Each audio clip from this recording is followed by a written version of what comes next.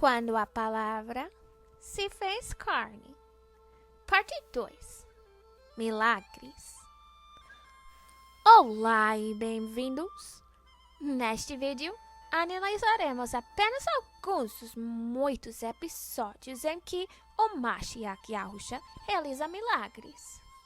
Rapidamente, vamos definir a palavra milagre. Milagre. Acontecimento extraordinário, incomum ou formidável, que não pode ser explicado pelas leis naturais. Portanto, o que estamos prestes a ler diz respeito a eventos que só podem ser realizados com a ajuda de um ser sobrenatural. Neste caso, Yahuwah concede ao seu filho Yahusha o poder e autoridade para realizar tais feitos. E sim, não basta ter apenas poder, é preciso ter também autoridade. Caso contrário, a pessoa pode acabar seriamente ferida, como aconteceu com os 7 filhos de Seva. Para mais informações, consulte Atos, capítulo 19. Enfim, vamos começar em João, capítulo 9. Ao caminhar, Yahusha viu um cego de nascença, e seus discípulos lhe perguntaram: Rabi, quem pecou? Este homem ou seus pais, para que nascesse cego? Yahusha lhes respondeu: Nem ele pecou, nem seus pais, mas foi para que as obras de Yahuwah fossem reveladas na vida dele. Eu devo fazer as obras daquele que me enviou, enquanto é dia. A noite vem, quando ninguém pode trabalhar. Durante o tempo em que estiver no mundo, só a luz do mundo. Então, tendo dito essas palavras, cuspiu no chão e fez barro com saliva. Em seguida, ungiu os olhos do cego com aquela mistura e ordenou ao homem: Vai, lava-te no tanque de Siloé. O cego foi, lavou-se e voltou vendo. Permita-me dizer, antes de tudo, que devolver a visão a um cego, a um homem que jamais enxergou, que nasceu cego, é claramente algo que só pode ser realizado com a ajuda de Yahuwah. É algo extraordinário. É algo que transcende a capacidade de qualquer ser humano. Mas o que também chama a atenção é a forma como os apóstolos presumiram que aquele homem havia nascido cego por causa do pecado. Fosse o pecado dele próprio ou o de seus pais. Por meio disso, podemos perceber que, quando as pessoas não se afastam de seus próprios pecados, bem como dos pecados de seus antepassados, elas terão de pagar o preço por isso, num jeito ou no outro. Nem tudo de ruim que acontece em nossas vidas é obra de Satanás. Às vezes, a culpa é apenas nossa, ou das pessoas que vieram antes de nós. Satanás é um ladrão e um mentiroso. Contudo, um ladrão não consegue invadir uma casa que está trancada e bem protegida por um bom sistema de segurança, não é mesmo?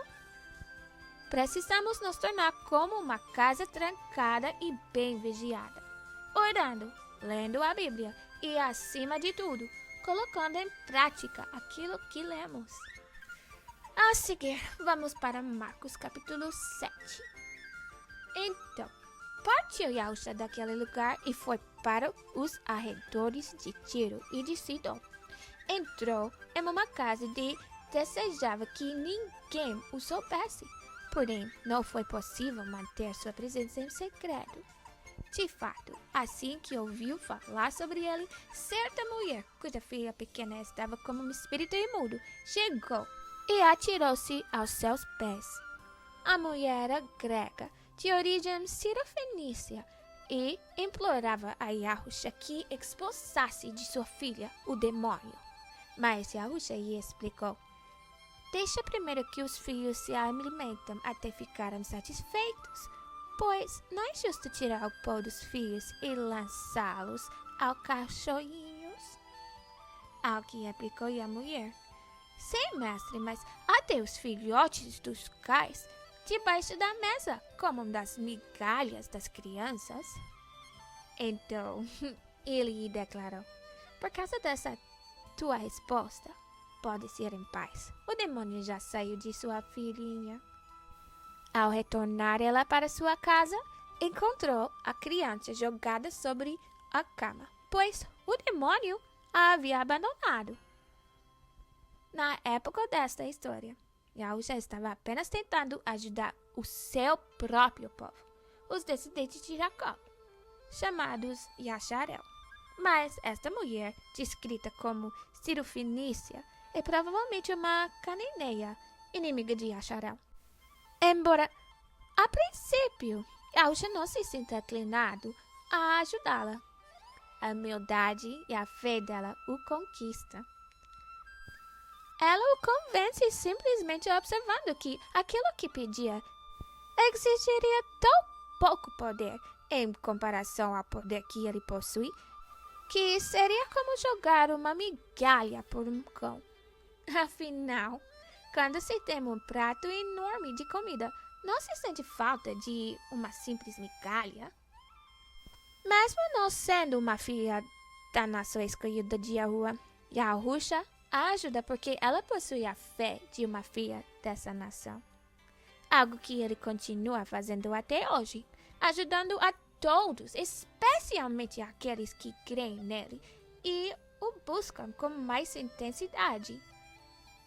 Passando agora para Lucas, capítulo 8. Zarparam então para a região dos Gerasenos, que se localiza do outro lado do lago, na fronteira da Galileia. Assim que Yahusha desembarcou, foi ao encontro dele um homem daquela cidade, possesso de demônio, que fazia muito tempo não usava roupas, nem habitava em casa alguma, mas vivia nos sepulcros. Ao contemplar Yahusha, berrou, prostrou-se aos seus pés e exclamou com voz forte: que desejas comigo, Yahusha, filho do Yahuwah Eloah Altíssimo? Implorou a ti, não me castigues. Porquanto Yahusha ordenara ao espírito imundo que abandonasse o corpo daquele homem. Diversas vezes o demônio havia se apoderado dele, mesmo com os pés e as mãos acorrentados e vigiado por cordas. Arrebentava as cadeias e os grilhões e era impelido pelo demônio para lugares desolados. Yahusha inquiriu: qual o teu nome? Ao que ele replicou: Legião, pois eram muitos os demônios que tinham invadido aquele homem. E suplicava a Yahusha que não os mandasse para o abismo. Entre mentes, uma grande manada de porcos estava passando naquela colina. Os demônios imploraram que Yahusha lhe permitisse entrar nos porcos. E Yahusha consentiu. Então, saindo do homem, os demônios invadiram os porcos e a manada jogou-se precipício abaixo em direção ao grande lago e todos os porcos se afogaram. Este trecho é sério. Primeiramente, não permitiram que ninguém lhes diga que não existem espíritos malignos ou demônios, pois a Bíblia acabou de afirmar que eles existem. Em segundo lugar, observam como os demônios que habitavam nesse homem sabiam quem era Yahusha. Isso acontece porque os demônios são espíritos e conseguem enxergar o mundo espiritual. Sem dúvida, eles olharam para Yahusha e perceberam que ele não era como nenhum outro espírito humano. Além disso, esse homem havia sido dotado de uma força descomunal pelos espíritos impuros que o possuíam. É por isso que não devemos idolatrar os personagens super-humanos que vemos na TV. Muito provavelmente, eles estão apenas cheios de demônios. Esse homem estava possuído por uma legião de demônios, o que equivale a dizer um exército inteiro. E por uma razão que discutiremos mais adiante, quando Yahusha lhes ordena que saiam, eles imploram para não serem enviados para o abismo. Eu não lhe disse que o abismo era assustador? Em vez disso, eles entram numa manada de porcos, estes, recusando-se a ter tais demônios dentro de si, lançam-se nas águas. Nem mesmo os animais gostam do mal ou conseguem tolerá-lo. Muito bem. Vamos prosseguir para Lucas, capítulo 8. Nas proximidades estava certa mulher que, havia 12 anos, vinha sofrendo de hemorragia e já tinha gasto tudo que podia com os médicos, mas ninguém fora capaz de curá-la. Ela conseguiu se aproximar de Yahusha por trás e tocou na borda de seu manto, quando no mesmo instante se cessou completamente a hemorragia. Ao que Yahusha indagou: quem tocou em mim? Como todos negassem, Pedro pondera: mestre, a multidão se aglomera e a ti me espreme. E ainda assim, deseja saber quem te tocou? Contudo, Yahusha insistiu: certamente alguém me tocou, pois sente que de mim emanou poder. Então a mulher, compreendendo que não haveria de passar despercebida, aproximou-se tremendo e prostrou-se aos pés de Yahusha e, diante de todo o povo, declarou o motivo pelo qual o tocará daquela maneira. E, como naquele mesmo momento fora totalmente curada, ao que Yahusha lhe afirmou: filha, a tua fé te curou, vai-te em perfeita paz.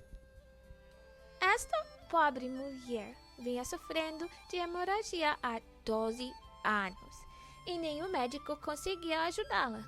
Bastou um toque na palavra e ela foi curada. Imagine o espanto dela ao perceber que havia sido curado instantaneamente. Imagine a fé dela. Ela acreditava que apenas um toque seria suficiente para curá-la. Note também, com atenção, Yahusha percebeu que alguém o havia tocado e que algo havia saído dele, mesmo estando ali, em meio a uma multidão de pessoas.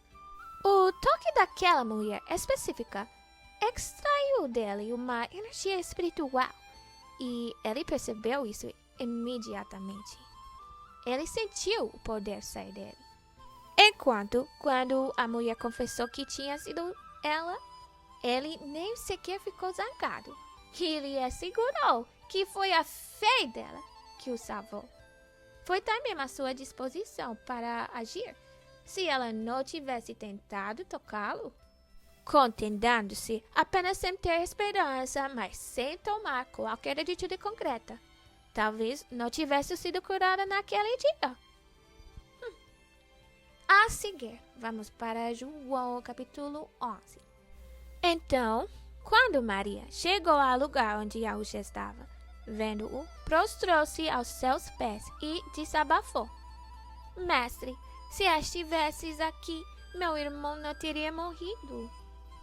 Sendo assim, ao ver Maria chorando, bem como os Yahudim que vieram com ela, Yahusha indignou-se no espírito e compadeceu-se.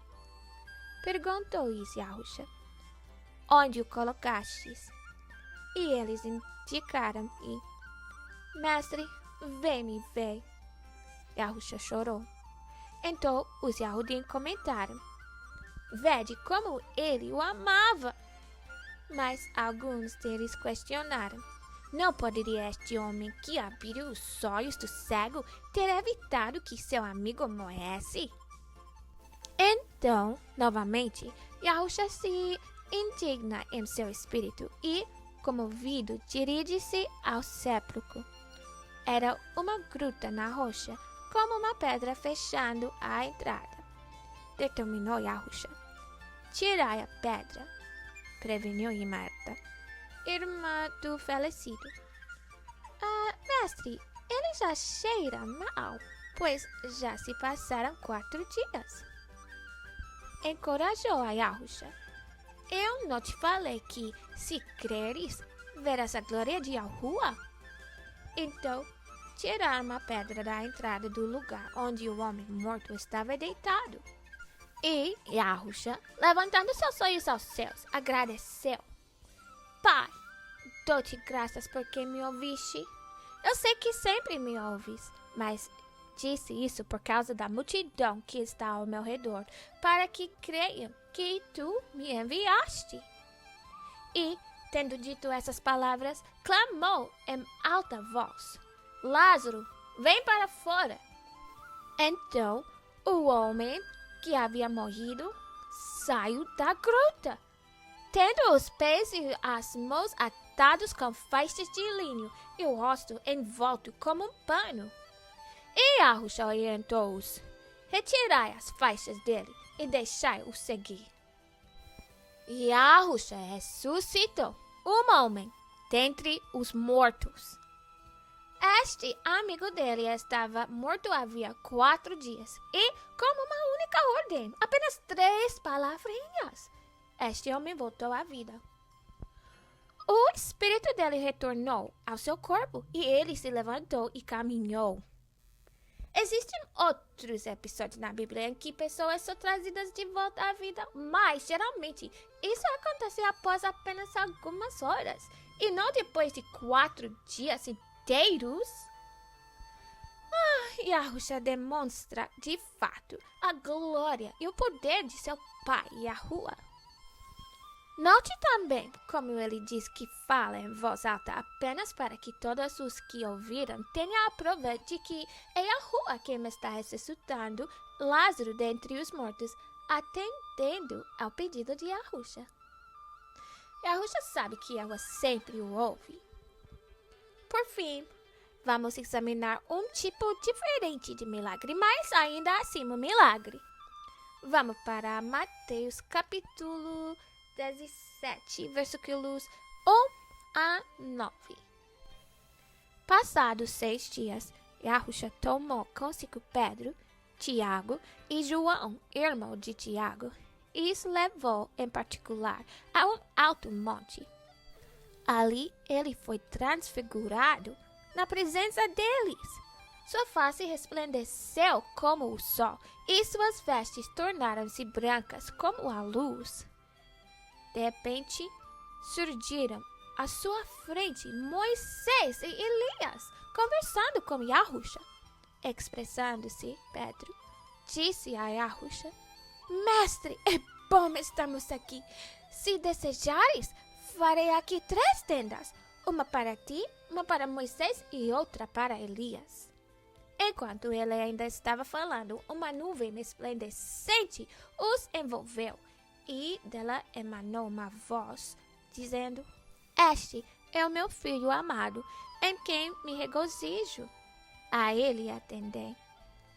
Ao ouvirem isso, os discípulos prostraram-se como o rosto em terra e ficaram atemorizados.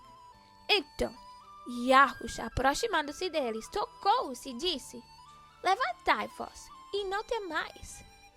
Ao erguer os olhos, a ninguém mais viram, senão somente a Yahusha. Enquanto desciam do monte, Yahusha lhes ordenou: A ninguém conteis a visão que tivestes, até que o Filho do Homem ressuscite dentre os mortos. Ser transfigurado significa mudar a sua aparência física. Então, Yahusha se transforma tipo, sei lá, um Transformer? Um super-herói? Bem, diante desses 3 homens, Yahusha começa a falar com Moisés e Elias, 2 homens que não eram vistos há centenas de anos. Então, o próprio Yahuwah fala a partir de uma nuvem e confirma que Yahusha é o seu filho. Os apóstolos ficam tão amedrontados que já nem conseguem mais olhar. Mas, quando reabrem os olhos, tudo já voltou ao normal. Incrível! Oh, só pode ser um milagre. Yahusha é, de fato, o filho de Yahuwah, pois nenhum ser humano comum sério é capaz de realizar tais coisas. Observam como Yahusha pediu também a João, Tiago e Pedro que mantivessem em segredo o que havia visto até que ele, o próprio Yahusha, ressuscitasse dentre os mortos. E sim, nós vamos chegar a esse assunto. Mas, mais uma vez, este vídeo já está muito longo. Continuaremos em outra ocasião. Até lá, aleluia, rua.